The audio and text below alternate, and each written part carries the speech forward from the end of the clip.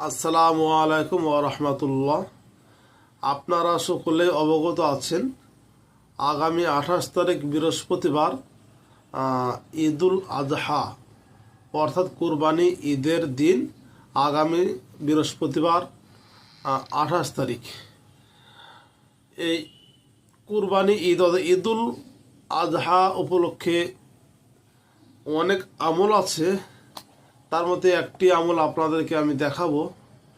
মিশকাত শরীফের 179 নাম্বার পৃষ্ঠা, হাদিসটি মুসলিম শরীফেও আছে, আরও অনেক জায়গায় এই হাদিসটির সারমর্ম এই ধরনের হাদিস অনেক আছে। যেটা হচ্ছে আপনার জিলহিজ্জা মাসের 9 তারিখ হাদিসের শব্দ এসছে আরাফার যে রোজা আছে, ওই রোজাটি করলে পরে 1 বছর আগের ও 1 বছর পরের গুনাহ মাফ হয়। আপনাদেরকে আমি হাদিসটি এই স্পষ্টভাবে দেখাবো। দেখতে পাচ্ছেন হাদিসটি এখানে শব্দ হচ্ছে মিশকাত শরীফের, দেখুন 179 নাম্বার পৃষ্ঠার হাদিস। এখানে হাদিসটি লেখা আছে, লম্বা হাদিস, আবু কতাদা রাদিয়াল্লাহু তাআলা আনহু থেকে বর্ণিত। আমি লাস্ট অংশটা বলছি। সিয়ামু ইয়াউমি আরাফাতা আহতাসিবু আলাল্লাহি আইয়ুকাফিরা সালাতা আল্লাতি ক্বাবলাহু ওয়াস সালাতা আল্লাতি বাদাহ।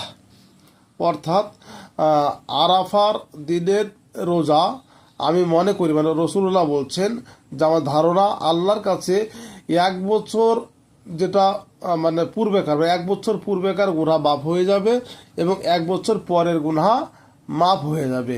রাসূলুল্লাহ সাল্লাল্লাহু আলাইহি ওয়াসাল্লাম বলছেন। এর অর্থ আরাফা মানে যেহেতু আরাফা 9 জিলহিজ্জা মানে জিলহজ মাসের 9 তারিখে অনুষ্ঠিত হয়, তাই এখানে 9 জিলহিজ্জাই উদ্দেশ্য। ওখানে আরাফা যেদিন হবে আমাদের এখানে সেদিন 8 তারিখ থাকবে, সেদিন আমাদের হবে না, পরের দিন 9 তারিখ উদ্দেশ্য। যদি অন্য হাদিসে আছে জিলহিজ্জা মাসের প্রথম থেকে সব কটা রোজা অর্থাৎ 9টা রোজা রাখাটাই বেশি ভালো, এটা অনেক হাদিসে আছে। আপনারা যারা পারবেন রোজারা করবেন। আরও একটি আমল আছে যে 9 তারিখের ফজর থেকে নিয়ে আপনার 13 তারিখের আসর পর্যন্ত তাকবীরে তাশরিক, যে আল্লাহু আকবার আল্লাহু আকবার লা ইলাহা ইল্লাল্লাহু আল্লাহু আকবার ওয়ালিল্লাহিল হামদ, এই তাকবীরে তাশরিকটা প্রত্যেক ওয়াক্তে সালাম ফেরানোর পরে একবার করে পড়া ওয়াজিব, পড়তেই হবে। এটাও আছে। এর ইতিহাস আছে, কীভাবে এটা হয়েছে সেই ব্যাপারেও আছে, সেদিকে শর্ট ভিডিওর জন্য আলোচনা করছি না। আপনারা সকলে আমল করবে ইনশাআল্লাহ।